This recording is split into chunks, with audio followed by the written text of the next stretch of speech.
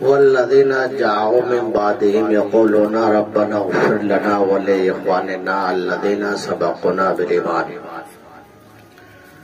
صدق اللہ المولانا العظیم وبلغنا رسولہ النبی الامین الکریم ونحن علی ذلک لمن الشاہدین والشاکرین والحمد للہ رب العالمین۔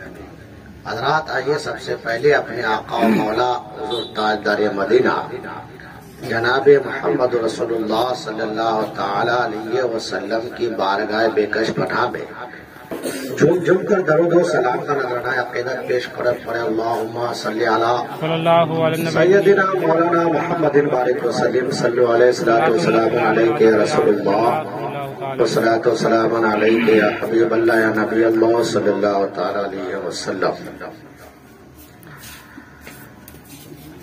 برادران ملت اسلام، آج شعبان المعظم شریف کی 14 تاریخ ہے۔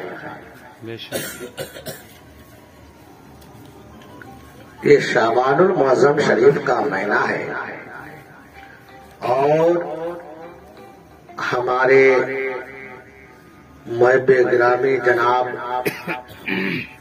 صدام صاحب قبلہ اور جناب نشاد بھائی، ان لوگوں نے اپنے والد محترم جناب مرحوم عبد الوکیل صاحب کے ایصال ثواب کے لیے اس محفل پاک کا انعقاد کیا۔ سبحان اللہ۔ انہوں نے اس محفل پاک کا انعقاد کیا جن کے بارے میں حضرت سیدنا ابو بکر صدیق رضی اللہ تعالی عنہ فرماتے ہیں،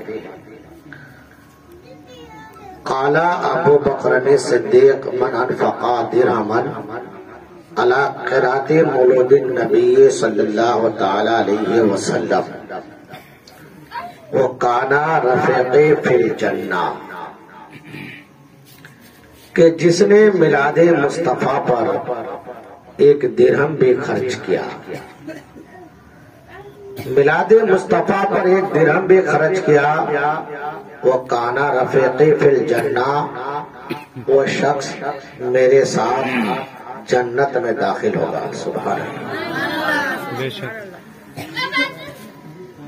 تو یہ محفل بڑی عظمت و برکت والی محفل ہے اور حضرت سیدنا عمر فاروق رضی اللہ تعالی عنہ فرماتے ہیں، قال عمر الخطاب من اعظم مولود النبی صلی اللہ تعالی علیہ وسلم فقد احیا الاسلام، کہ جس نے میلاد مصطفیٰ کی تعظیم کی، اس کا ادب و احترام کیا، تو فقط احیا الاسلام، کہ اس نے اسلام کو زندہ کر دیا۔ کیا کہنے، واہ واہ واہ، اسلام کو زندہ کر دیا۔ ماشاءاللہ آپ لوگ اتنی دیر سے یہاں ادب و احترام کے ساتھ بیٹھے ہیں، لیکن یہ جو محفل سجی ہے، میں اس متعلق آپ لوگوں کو چند باتیں بتاؤں گا نہیں، بلکہ آپ کو میں ہوشیار کرنا چاہوں گا۔ ہوشیار کیا؟ میں اب یہ جو ہے زمانہ ایسا چل رہا ہے، اتنا کٹھن اور کہ شیطان کہاں حملہ کرتا ہے، شیطان کہاں جاتا ہے۔ اب اگر کوئی ڈکیتی ڈالنے کے لیے جائے گا تو وہ کہاں جائے گا؟ جہاں مال ملے گا وہیں نہ جائے گا، جس کی بڑی بلڈنگ ہوگی، بہت زیادہ جن کے یہاں سونا چاندی ہوگا، روپیہ پیسہ ہوگا، تبھی تو وہاں ڈاکہ ڈالے گا، تبھی تو وہاں اس کو سونا چاندی روپیہ پیسہ زیور ملیں گے۔ اور اگر کسی فقیر کے یہاں، کسی غریب کے یہاں، جھوپڑ پٹی والے کے یہاں ڈکیتی ڈالے گا تو اس کو وہاں کیا ملے گا؟ پھٹے پرانے کپڑے ملیں گے، پرانے کپڑے ملیں گے، 2-4 5-10 ہزار روپے ملیں گے، کیا ملیں گے؟ کچھ نہیں ملے گا۔ تو شیطان ڈاکہ وہی ڈالتا ہے کہ جن کا ایمان مضبوط ہوتا ہے۔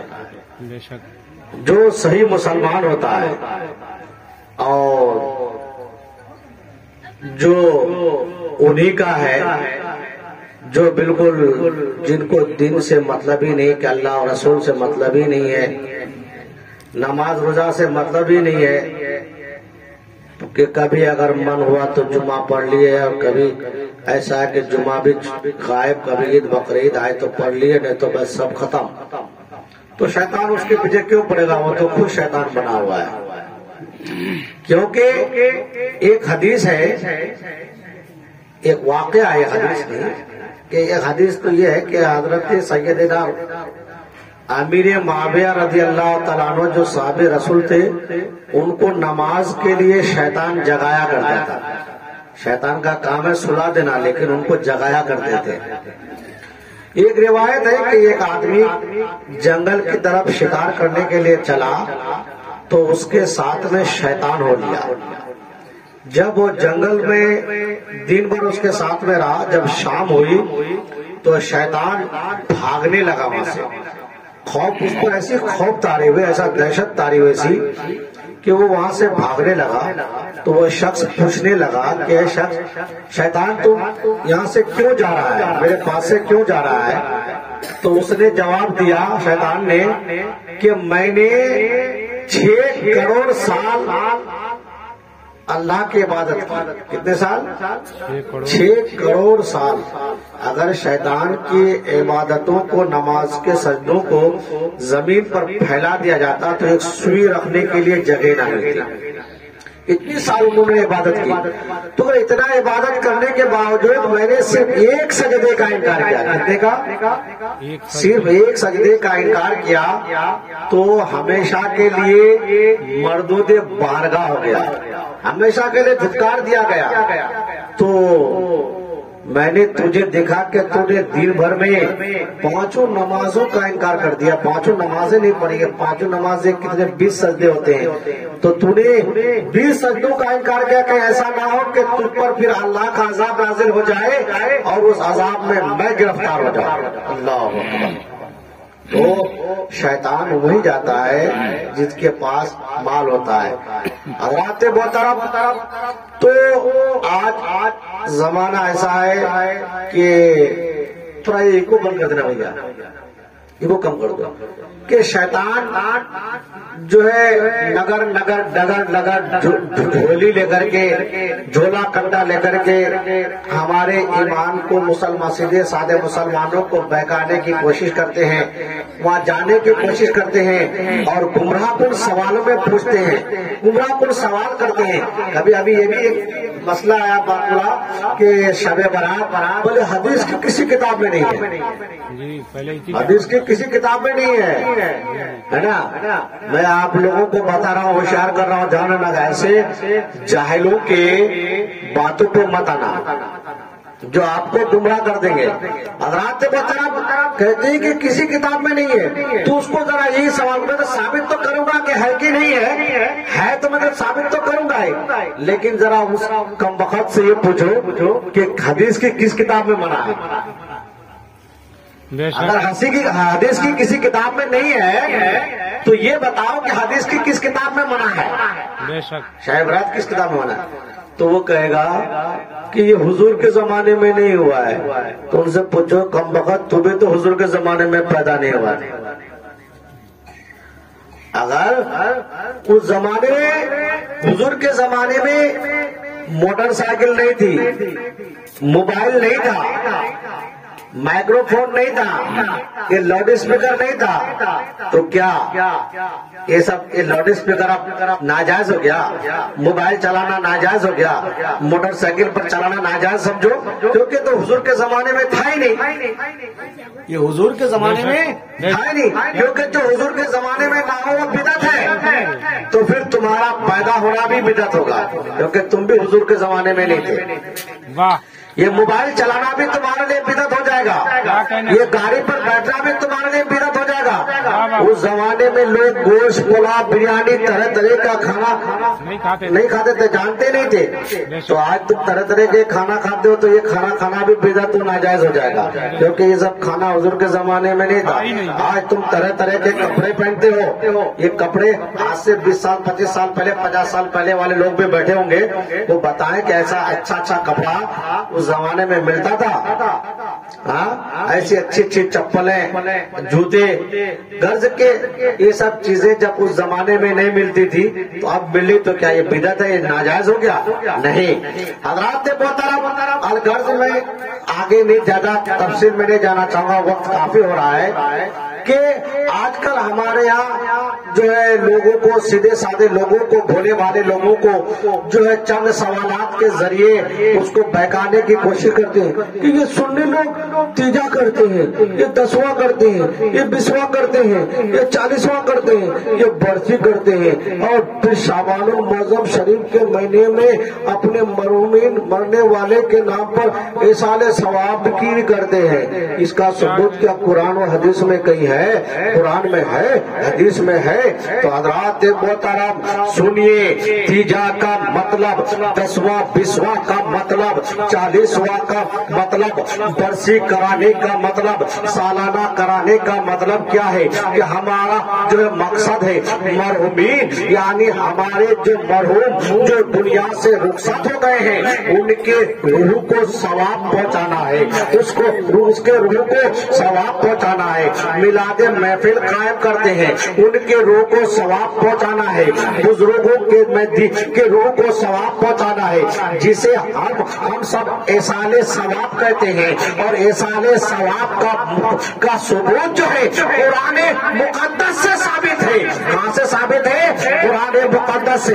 یہاں 2-3 حافظ کرام تشریف رکھتے ہیں. میں بتانا چاہوں گا کہ پڑھے قرآن پاک پارہ نمبر 28 رکوع نمبر 4 آیت نمبر 9 سورہ الحشر کہ رب کائنات قرآن مقدس میں ارشاد فرماتا ہے والذین جاؤ من بعدہم یقولون ربنا اغفر لنا ولاخواننا الذین سبقونا بالایمان.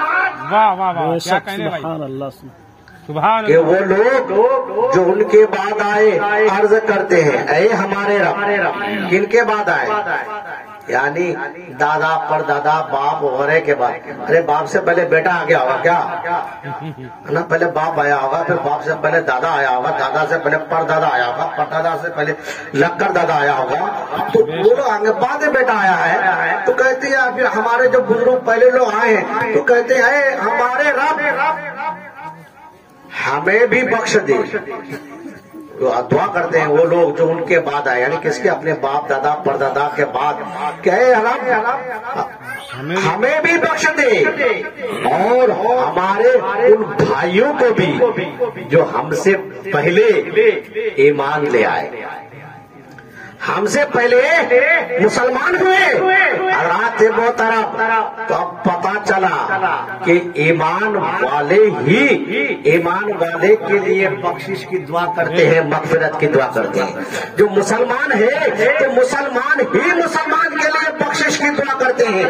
بھلا جو بے ایمان ہو, جو بد عقیدہ ہو, جن کا ایمان ہی نہیں ہے, جس کو ہم مسلمان ہی نہیں سمجھتے ہیں, تو بھلا وہ اپنے مرحومین کے لیے مرنے والوں کے لیے کیوں دعا کرے گا, اس کی بخشش کیوں چاہے گا؟ وہ تو جانتا ہی ہے کہ ہمارے مردے مر کر کے مٹی میں مل گئے, ان کا نام و نشان مٹ گیا, ان کا تعلق ہمیشہ کے لیے ختم ہو گیا.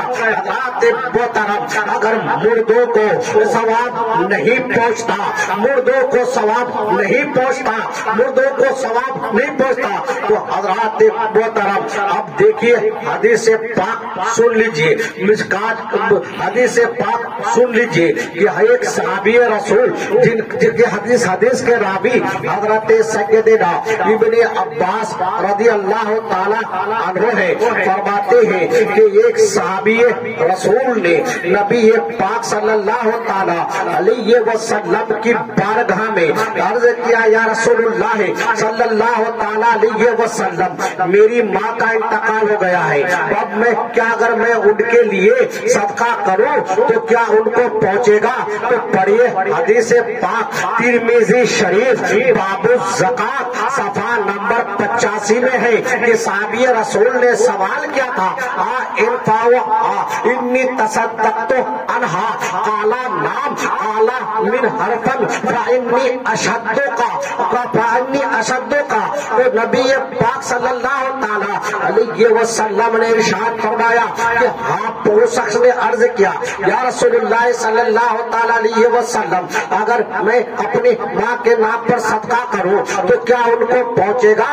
تو نبی پاک صلی اللہ تعالی علیہ وسلم نے فرمایا کہ ہاں پہنچے گا۔ تو اس نے عرض کیا قالا فانی اشہدک انی قد تصدقت بہ عنہا یا رسول اللہ صلی اللہ تعالی علیہ وسلم میں آپ کو گواہ بنا کر کہتا ہوں کہ میرا ایک باغ ہے اور میں نے اس کو اپنی ماں کے نام پر کے صدقہ کر دیا۔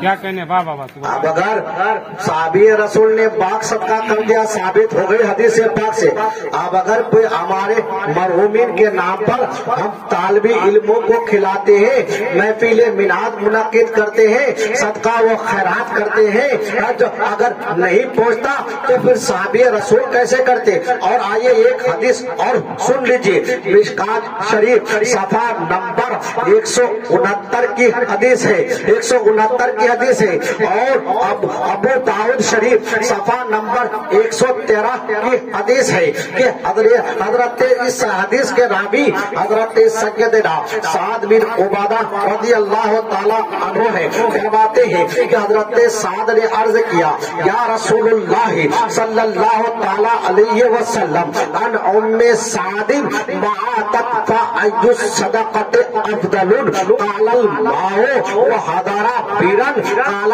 هذه لام سعد کہ حضرت سعد نے عرض کیا یا رسول اللہ صلی اللہ تعالی علیہ وسلم میری ماں کا انتقال ہو گیا ہے تو ان کے لیے کون سا صدقہ بہتر ہوگا؟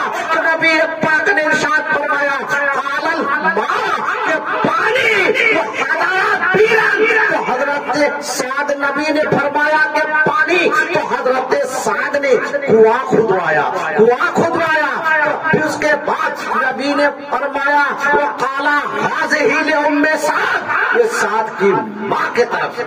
کیا کہنے سبحان اللہ واہ واہ واہ۔ حضرات محترم اگر صدقہ و خیرات کرنا، اگر ہم اپنے مرحومین کے نام پر، مرنے والے کے نام پر کسی غریب کو کپڑا پہنا دے، کسی فقیر کو کچھ دے دے، طالبی علموں کو کھلا دے، میلاد و فاتحہ کرا دے، قرآن شریف پڑھا دے، قرآن شریف پڑھے اور ان کو ثواب پہنچائے تو یقیناً پہنچے گا، کیونکہ حدیث پاک سے ثابت ہے۔ صحابہ رسول صحابی نے پورا باغ خیرات کر دیا، ایک صحابی رسول نے کنواں کھدوا دیا۔ اب ہم میں سے ہر کوئی کنواں نہیں کھدوا سکتا، ہر کوئی باغ کا مالک نہیں ہے، اس لیے ہم جو ہے میلاد و فاتحہ میں باغ کا پھل رکھ دیتے ہیں اور جو ہے ٹیول کا پانی رکھ دیتے ہیں تاکہ کنواں کھدوانے والے صحابی کی بھی سنت ادا ہو جائے اور باغ خیرات کرنے والے صحابی کی بھی سنت ادا ہو جائے۔ کیا بات ہے واہ واہ واہ۔ حضرات محترم اب آئیے ایک اور حدیث سن لیجیے، ایک حدیث ہے مشکات شریف صفحہ نمبر 206 کی حدیث ہے، صفحہ نمبر 206 کی حدیث ہے کہ نبی پاک صلی اللہ تعالی علیہ وسلم نے ارشاد فرمایا ان اللہ تعالی لا يدخل على اہل القبور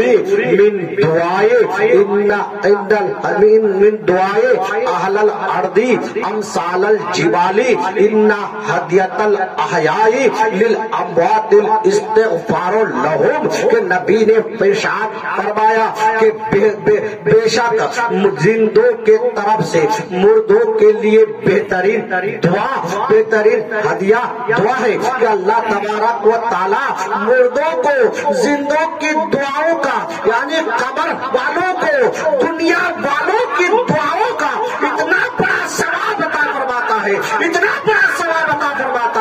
کہ جیسے پہاڑ، بے شک جیسے پہاڑ کہ حضرات محترم کہ اگر کوئی اللہ کا بندہ دنیا میں اپنے مرنے والے کے لیے دعائیں مغفرت کرتا ہے، ان کی گناہوں کی بخشش کے لیے دعا کرتا ہے، تو اللہ تبارک و تعالیٰ اس دعا کو اتنا بلند و بالا بنا دیتا ہے کہ جیسے پہاڑ، جیسے پہاڑ۔ اور بے شک زندوں کی طرف سے مردوں کے لیے بہترین ہدیہ کیا ہے؟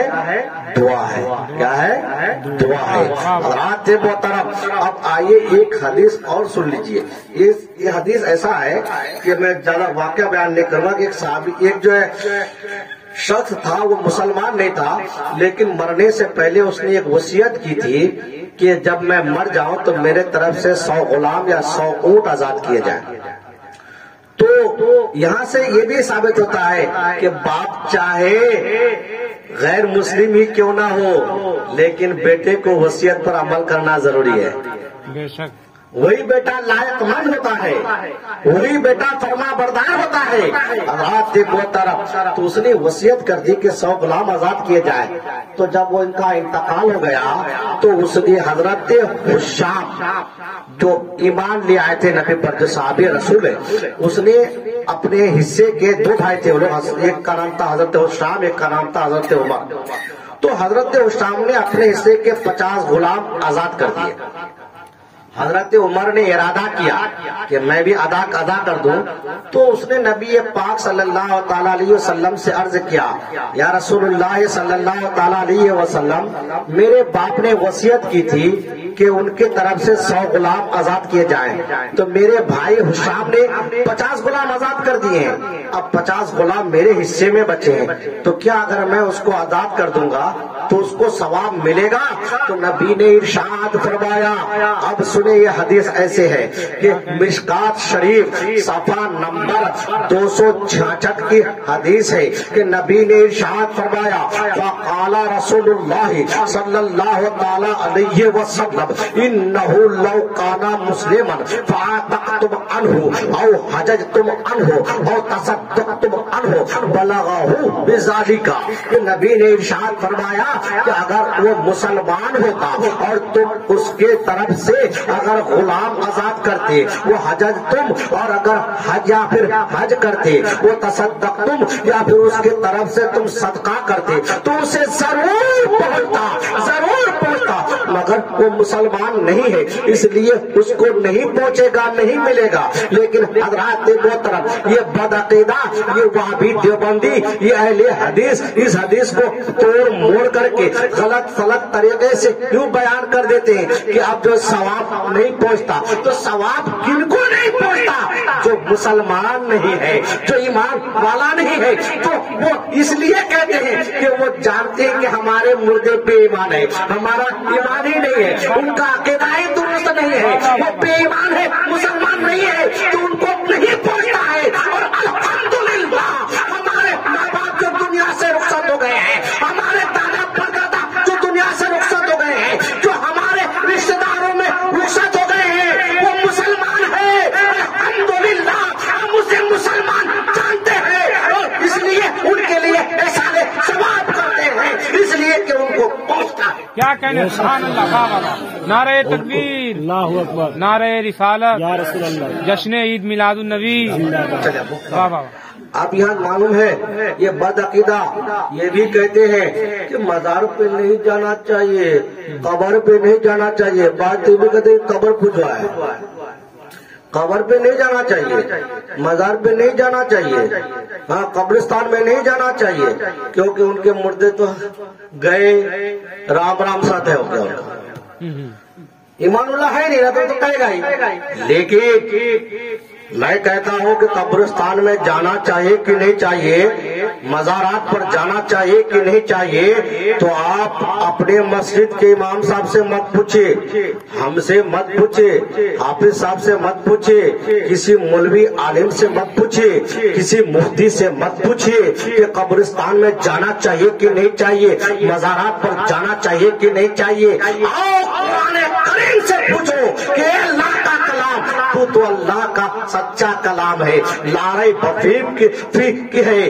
تو اس میں کوئی شک و شبہ کی گنجائش ہی نہیں ہے، اس میں کسی قسم کے شک و شبہ کی گنجائش نہیں ہے۔ تو ہی بتا دے، تو ہی فیصلہ کر دے کہ اللہ والوں کے مزارات پر جانا چاہیے کہ نہیں چاہیے، قبرستان پر جانا چاہیے کہ نہیں چاہیے۔ تو سنو، پڑھو قرآن پاک پارہ نمبر 28 رکوع نمبر 8 آیت نمبر 13 سورہ الممتحنہ کہ رب کائنات قرآن مقدس میں ارشاد فرماتا ہے یا ایھا الذین آمنوا، آیت کریمہ پڑھو۔ جی جی ایمان والوں سے کہہ رہا ہے، کس سے؟ ایمان والوں سے کہہ رہا ہے، مسلمان سے کہہ رہا ہے، بے ایمان سے نہیں کہہ رہا ہے، وہابی دیوبندی نجدیوں سے نہیں کہہ رہا ہے، ایمان والوں سے کہہ رہا ہے۔ کیا کہہ رہا ہے؟ یا ایھا الذین آمنوا لا تتولوا قوما غضب اللہ علیہم۔ بے شک واہ، حافظ لوگ یہاں موجود ہیں، کیا کہنے بے کیا شک، کہتا ہے کہ ایمان والوں ان لوگوں سے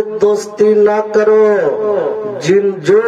جن پر اللہ کا غضب ہوا، بے شک، ان لوگوں سے دوستی نہ کرو۔ آج ہمارے یہاں بہت لوگ یہ وہابی دیوبندی سے دوستی کرتے، کہتے تو ہے تو مسلمان، وہ تو نماز پڑھتے ہیں، روزہ بھی رکھتے ہیں، زکوٰۃ بھی دیتے ہیں، اللہ کا نام تو لیتے ہیں نا، کیا فرق پڑتا ہے ان کے ساتھ میں اٹھیں گے بیٹھیں گے تو؟ یہ بھی تو جگہ ہے حضرات محترم، کیا شیطان نماز نہیں پڑھتا تھا؟ شیطان روزہ نہیں رکھتا تھا؟ شیطان جو ہے اللہ کی عبادت نہیں کرتا تھا؟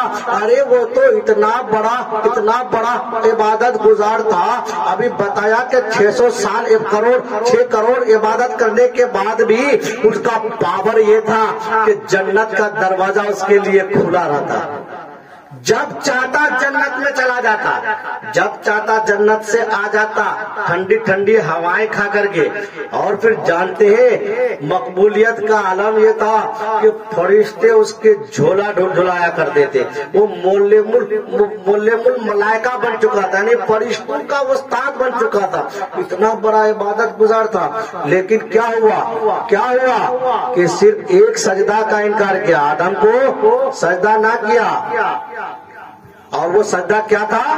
وہ سجدہ تعظیمی تھا، بے شک، وہ سجدہ تعظیمی تھا۔ تو وہاں نبی کے لیے سر جھکانا تعظیمی تھا، اور یہاں نبی کے لیے کھڑا ہونا، جو ہم صلاۃ والسلام کے لیے کھڑا ہوتے ہیں، تو یہاں کھڑا ہونا تعظیم ہے، کیونکہ ہمارا عقیدہ ہے کہ نبی ہمارے محفل میں تشریف لاتے ہیں، لیکن اب جب نبی تشریف لائے تو ہم تعظیماً کھڑے ہوتے ہیں، کیونکہ سجدہ تو ہم کر نہیں سکتے، نبی نے سجدہ کرنے سے منع فرمایا، حرام فرمایا کہ اللہ کے علاوہ کسی کو سجدہ کرنا حرام ہے، تو اب نبی کے لیے ہم سجدہ نہیں کر سکتے، تو تعظیم تو جائز ہے، کھڑا ہونا تو جائز ہے، تو ہم کھڑا ہوتے ہیں۔ تو اس شیطان نے وہاں جھکنے سے انکار کیا تھا، اور یہاں یہ کھڑا ہونے سے انکار کر رہے ہیں۔ بڑا بھائی جھکنے سے انکار کیا تھا، اور یہ کھڑا ہونے سے انکار کر رہے ہیں، کیا کہنے، واہ واہ واہ،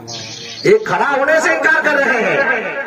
وہاں بھی تعظیم، یہاں بھی تعظیم، وہاں جھکنا تعظیم تھا اور یہاں اٹھنا تعظیم ہے، یہاں اٹھنا تعظیم ہے حضرات نے بہت طرف۔ اور جانتے ہو وہ تعظیم کیوں نہیں کیا تھا؟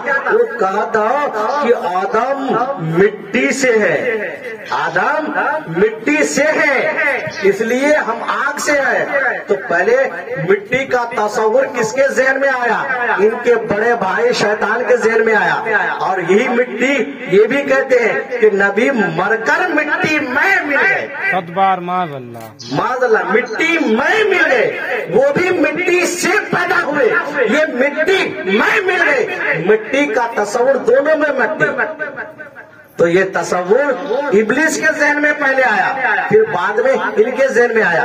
اور جانتے ہیں وہ ابلیس تھا، وہ بہت بڑا استاد تھا، تو جانتے ہیں وہ ثبوت نہیں چھوڑا، وہ ثبوت نہیں چھوڑا، انکار کیا تھا، کفر کیا، مگر ثبوت نہیں چھوڑا، کیونکہ وہ استاد تھا نا۔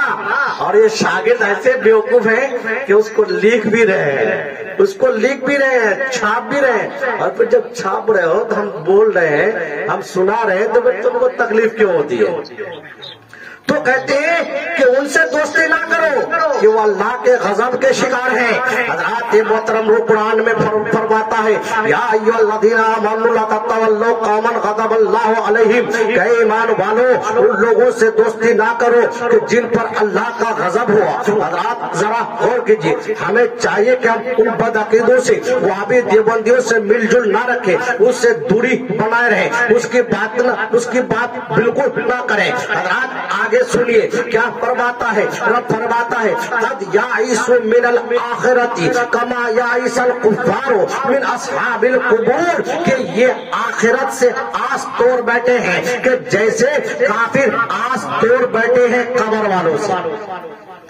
یہ آخرت سے آس توڑ بیٹھے ہیں جیسے کافر آس توڑ بیٹھے ہیں قبر والوں سے۔ حضرات محترم اب ذرا آیت کریمہ کے مطلب اور معنی پر غور کیجیے کہ قبر والوں سے مایوس ہو جانا یہ کن کا طریقہ ہے، یہ کن کا عقیدہ ہے؟ یہ جو ہے کفار و مشرکین کا عقیدہ ہے، یہود و نصارہ کا عقیدہ ہے۔ ان کا سب سے بڑھ کر عقیدہ یہ ہے کہ یہ مردے مر کر مٹی میں مل گئے معاذ اللہ، ان کا تعلق دنیا سے ہمیشہ کے لیے ختم ہو گیا، لہذا ان کی قبروں میں جانا، ان سے مدد مانگنا سب بیکار کی باتیں ہیں، ان کا تعلق دنیا سے ختم ہو گیا ہے، اب یہ مردے ہمیں کچھ نہیں دے سکتے ہیں۔ اور یہی عقیدہ آج وہابی دیوبندیوں کا ہے، بد عقیدوں کا ہے، لیکن الحمدللہ ہمارا عقیدہ ہے، ہمارا ایمان ہے کہ ہمارے بزرگان دین، ہمارے اولیاء کاملین، ہمارے مردے زندہ ہیں، الحمدللہ زندہ ہے، اور اللہ کے کرم سے اپنی قبر پر آنے جانے والوں کو دیکھتے بھی ہیں اور پہچانتے بھی ہیں، اور اللہ کے کرم سے ان کی مدد بھی فرماتے ہیں۔ بے شک سبحان اللہ، یہ مدد بھی فرماتے ہیں۔ اب میں خاص دو چار حدیث آپ کو بیان کر رخصت ہو جاؤں گا جو خاص حدیث ہے۔ ایک گمراہ کرتے ہیں لوگوں کو، ایسے گمراہ کرتے ہیں کہ قبر پر نہیں جانا چاہیے۔ آئیے میں آپ کو بتاؤں، پر یہ ابو داؤد شریف صفحہ نمبر 105، مسلم شریف صفحہ نمبر 314، نسائی شریف صفحہ نمبر 286۔ اس حدیث کے راوی حضرت سیدنا انس بن مالک رضی اللہ تعالیٰ عنہ کیا فرماتے ہیں کہ نبی پاک صلی اللہ تعالیٰ علیہ وسلم نے ارشاد فرمایا قال رسول اللہ صلی اللہ تعالیٰ علیہ وسلم کنت ناہیتکم عن زیارت القبور، کہ نبی نے ارشاد فرمایا کہ میں نے تمہیں پہلے قبر کی زیارت سے منع کیا ہے۔ اب اسی حدیث کو یہ بدعقیدہ بیان کرتے ہیں، گمراہ لوگوں، ہم سیدھے سادے لوگوں کو، بھولے بھالے لوگوں کو بہکا دیتے ہیں کہ میں نے تمہیں پہلے قبر کی زیارت سے منع کیا تھا۔ کب منع کیا تھا؟ کب؟ ارے جب نبی دنیا میں تشریف لائے، اور اب کب تشریف لائے؟ حضرت عیسیٰ علیہ السلام کے 571 سال بعد۔ کتنے سال؟ 571 یا 10-20 سال 50 سال گزرتا ہے تو اگر آپ کے اگر 1 مہینے کے لیے امام صاحب نہ ہو تو سب لوگ نماز پڑھنا چھوڑ دیتے ہیں۔ تو جب اتنا لمبا زمانہ گزرا ہوگا تو کتنی برائیاں پھیلے ہوگی، کتنی گناہ کیے ہوں گے لوگ، کتنی نافرمانی کیے ہوں گے۔ تو جب مسلمان تھے ہی نہیں تو لوگ کس کے قبر میں جاتے، کس کی قبر میں جا کر فاتحہ پڑھتے، اس کے لیے دعا کرتے؟ اس لیے نبی نے فرمایا کنت ناہیتکم عن زیارت القبور، کہ میں نے تمہیں قبر کی زیارت سے منع فرمایا تھا۔ اب جب مسلمان ہوئے، مسلمان دنیا سے رخصت ہوئے، تب نبی نے فرمایا لیکن فزورها فإنه يرق القلب وتدمع العين وتذكر الآخرة ولا تقولوا ہجران، کہ اب قبر کی زیارت کیا کرو، اس لیے کہ تو تدمال آئینہ، کہ قبر کی زیارت کرنا آنکھیں باتا ہے، آنکھیں نرم کرتا ہے، وہ تذکر الآخرتا، اور آخرت یاد دلاتا ہے، اور دل کو نرم کرتا ہے، آنکھیں بہتا ہے، آخرت یاد دلاتا ہے، اور قبر کی زیارت چھوڑنا نہیں۔ حضرات محترم، نبی نے پہلے اللہ کے حکم سے قبر کی زیارت کو منع فرمایا تھا، لیکن جب اللہ تبارک و تعالیٰ نے اپنے محبوب پاک صلی اللہ تعالیٰ علیہ وسلم کو قبر کی زیارت کی اجازت عطا فرما دی تو نبی پاک صلی اللہ تعالیٰ علیہ وسلم نے بھی امت محمدیہ صلی اللہ تعالیٰ علیہ وسلم کو قبر کی اجازت عطا فرما دی۔ بے شک، واہ۔ اب ایک اور آخری حدیث سن لیجئے کہ اب ذرا غور کرو کہ ان بدعقیدوں کی مانو گے، وہابی دیوبندیوں کی مانو گے، یا جن کا کلمہ پڑھ کر کے مسلمان ہوئے ہو ان کی مانو گے، جن کے صدقے میں دنیا میں آئے ہو اس کی مانو گے؟ حضرات اور آئیے ایک حدیث اور سن لیجیے، ترمذی شریف جلد اول صفحہ نمبر 125۔ کتنا؟ صفحہ نمبر 125۔ صفحہ نمبر 125 کیا فرماتے ہیں؟ فقد اذنا لمحمد فی زیارت قبر امہ فزورها، کہ بے شک نبی کونین صلی اللہ تعالی علیہ وسلم کو ان کی ماں حضرت آمنہ رضی اللہ تعالی عنہا کی قبر کی زیارت کی اجازت عطا ہو گئی ہے۔ اب تم بھی قبر کی زیارت کیا کرو۔ حضرات ذرا غور کیجئے کہ نبی کی ماں کا مزار کہاں ہے، قبر کہاں ہے، پتہ ہے؟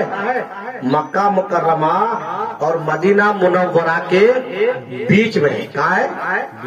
مکہ مکرمہ اور مدینہ کے بیچ میں ہے، اور مدینہ سے مکہ مکرمہ کا فاصلہ تقریباً 500 کلومیٹر کا فاصلہ ہے۔ کتنے کا؟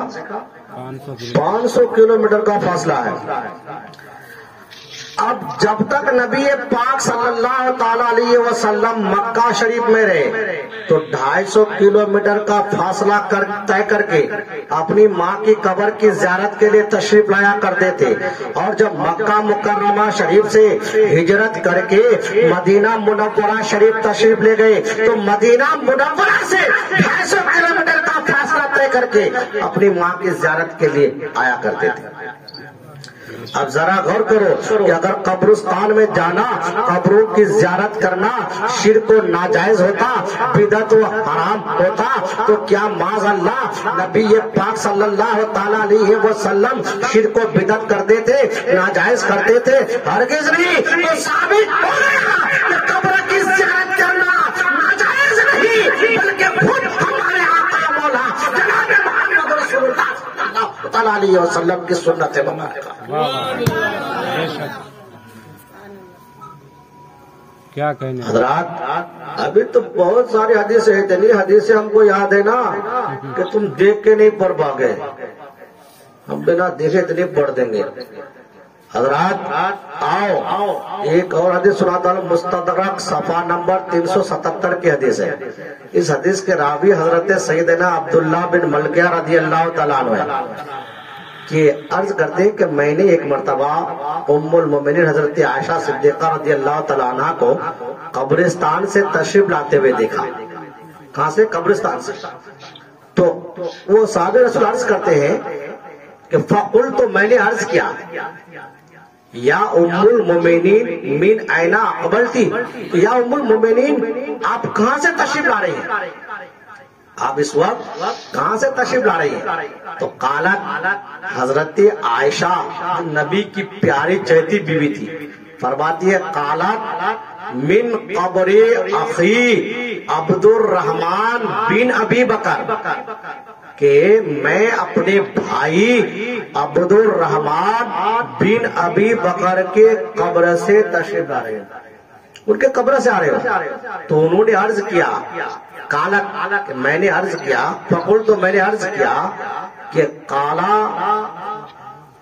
میں نے عرض کیا کہ لیسا لہا کانا رسول اللہ صلی اللہ تعالی علیہ وسلم نہا عن زیارت القبور، کہ میں نے عرض کیا کہ رسول اللہ صلی اللہ تعالی علیہ وسلم نے قبر کی زیارت سے منع نہیں فرمایا تھا، یعنی وہی حدیث پہلے والی منع نہیں فرمایا، تو حضرت عائشہ فرماتی ہے کہ نام نہا، کہ ہاں اے ملکیہ یہ ٹھیک ہے کہ نبی پاک صلی اللہ تعالی علیہ وسلم نے پہلے قبر کی زیارت سے منع فرمایا تھا، لیکن سما امارا بن نبی صلی اللہ تعالی علیہ وسلم بے زیارت قبر بے زیارت ہی، کہ نبی پاک صلی اللہ تعالی علیہ وسلم نے پھر قبر کی زیارت کی اجازت عطا فرما دی۔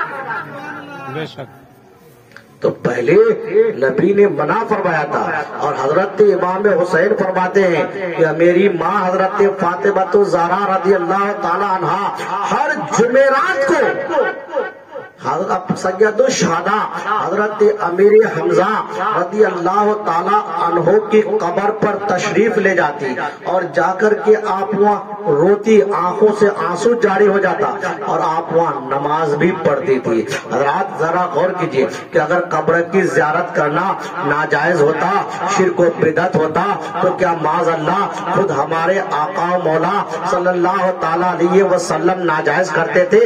حضرت عائشہ صدیقہ ناجائز کرتی تھی، حضرت فاطمہ ناجائز کرتی تھی؟ بالکل نہیں، ہرگز نہیں۔ تو اس سے ثابت ہوا کہ نہیں، قبروں کی زیارت کرنا جائز ہے، قبرستان میں جانا ناجائز نہیں بلکہ جائز ہے، اور نبی پاک صلی اللہ تعالی علیہ وسلم کی سنت ہے، حضرت عائشہ کی سنت ہے، حضرت فاطمہ الزہرا رضی اللہ تعالیٰ عنہ کی سنت مبارکہ۔ واہ واہ واہ۔ حضرات اب ذرا غور کیجئے، یہ شب برات کا مہینہ ہے، حدیث تو بہت سب ہے، میں کیا کیا سناؤں کہ اس شب برات کے لوگ بھی کے متعلق بھی لوگ مخالفت کر دیتے ہیں، مخالفت کر دیتے ہیں، برے کہتے ہیں کہ سب کہاں سے ثابت ہے۔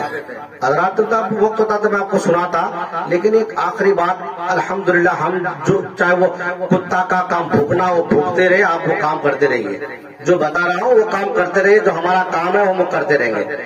الحمدللہ ہم اہل سنت والجماعت حق پر ہیں، ہمارا ایمان ہم انہی فرقوں میں ہیں جو نبی نے فرمایا میرے فرقوں میں 72 فرقے ہوں گے، 73 فرقے ہوں گے، جو 72 جہنمی ہوگا، ایک فرقہ جنتی ہوگا، ہم وہی ایک فرقہ والے ہیں، ٹھیک ہے؟ یعنی 72 والے جو 72 جہنمی ہیں، ایک جنتی، ہم اسی اہل سنت والجماعت والے فرقہ میں سے ہیں۔ تو ہمیں جو ہے یہ جو شعبان المعظم شریف کی کل 15ویں رات آ رہی ہے، تو یہ رات ہم عبادت کریں گے، عبادت کرتے ہیں۔ ارے مسجد میں لوگ اس رات کو عبادت کرنے کو منع کرتے، مسجد میں کیا کیا جاتا ہے؟ وہاں کے ڈھول بجاتے ہیں لوگ، کیا وہاں ناچتے ہیں لوگ، کیا وہاں گانا گاتے ہیں لوگ، کیا وہاں دنیاوی باتیں کرتے ہیں، بلکہ اس رات اللہ کی عبادت کرتے ہیں، قرآن پڑھتے ہیں، تسبیح پڑھتے ہیں، نوافل پڑھتے ہیں۔ تو پھر ناجائز کیسے ہو جائے گا؟ ناجائز کیسے ہو جائے گا؟ منع کیسے ہو جائے گا؟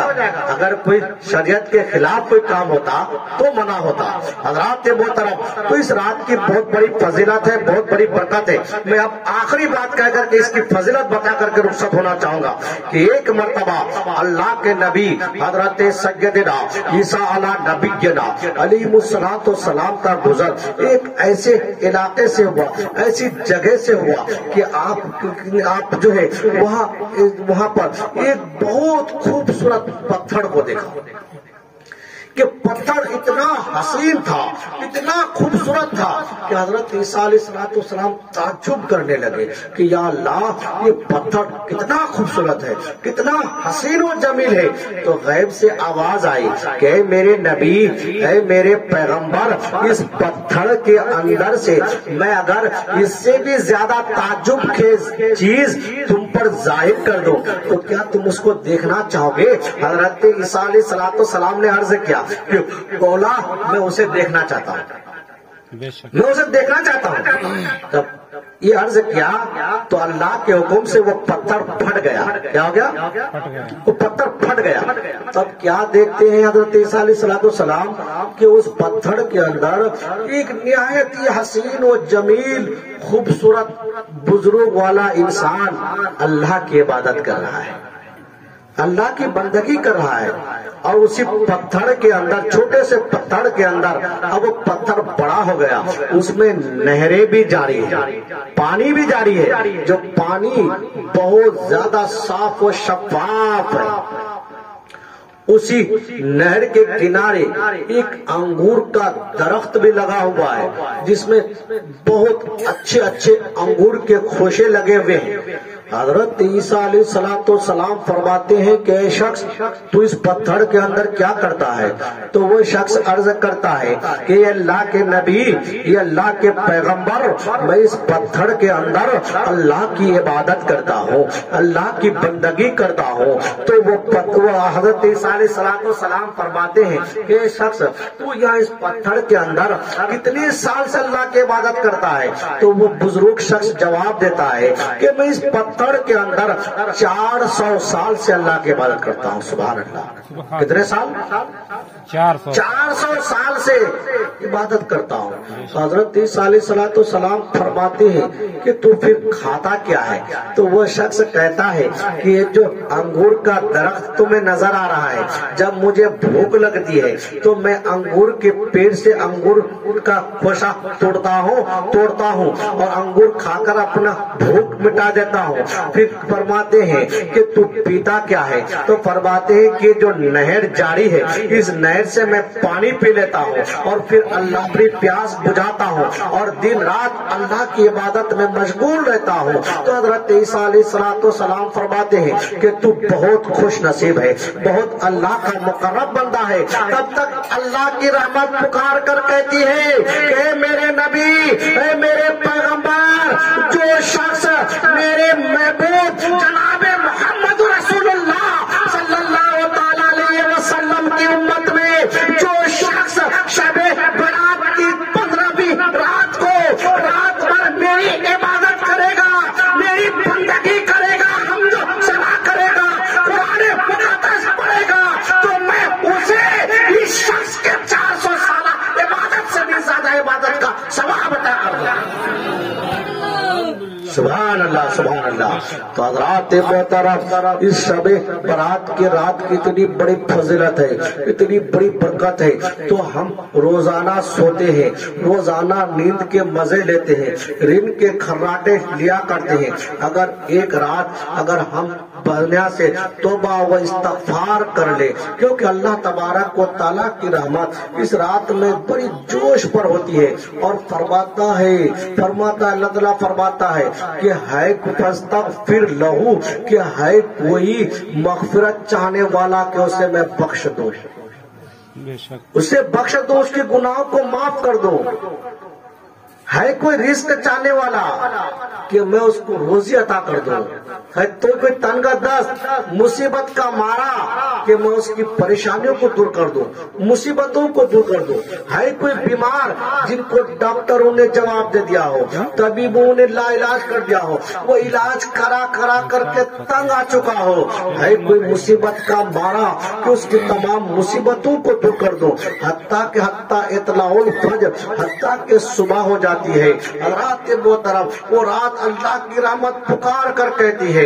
لیکن ہم جو ہے کیا کریں کہ اپنا کسی شاعر نے کیا ہی خوب کہا ہے کہ ہم تو مائل بے کرم ہے، کوئی سائل ہی نہیں، راہ دیکھ لائیں کسے، راہ رب منزل ہی نہیں. حضرات محترم، عطا کرنے والے کی عطا تو بہت بڑی ہے لیکن اپنا ہی دامن تنگ ہے. ہم جو ہے ہم خود لینے پہ قاصر ہیں، اللہ تو ہمیں عطا کرنے پر قادر ہے لیکن ہم لینے پر قاصر ہیں. ہم لینے والے، مانگنے کا طریقہ ہونا چاہیے، لینے کا انداز ہونا چاہیے. حضرات محترم، تو یہ حال رات غفلت میں مت گزاریے. اللہ کی بخشش رحمت جوش پر ہوتی ہے. تبھی تو بریلی کے تاجدار فرماتے ہیں کہ وہ تو بیچ رہے ہیں نہایت سستا سودا جنت کا، وہ تو بیچ رہا ہے نہایت سستا سودا جنت کا کہ تم توبہ و استغفار کر لو، تم نے جتنے گناہ کیے تمہارے گناہ معاف ہو جائیں گے، تمہاری تنگ دستی دور ہو جائے گی اگر اللہ کی بارگاہ میں رو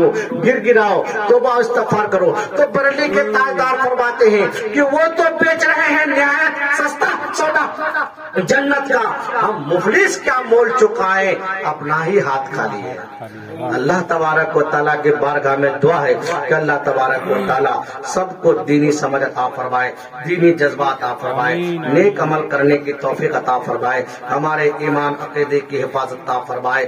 استغفر اللہ ربی من کل ذنب واتوب الیہ وما علینا الا البلاغ۔ ایک مرتبہ توبہ استغفار کر لیجئے، استغفر اللہ ربی من کل ذنب واتوب الیہ۔ ایک مرتبہ کلمہ شریف پڑھ لیجئے، لا الہ الا اللہ محمد رسول اللہ صلی اللہ تعالی علیہ وسلم۔ آئے صلاۃ و سلام کے لیے کھڑا ہو جائے۔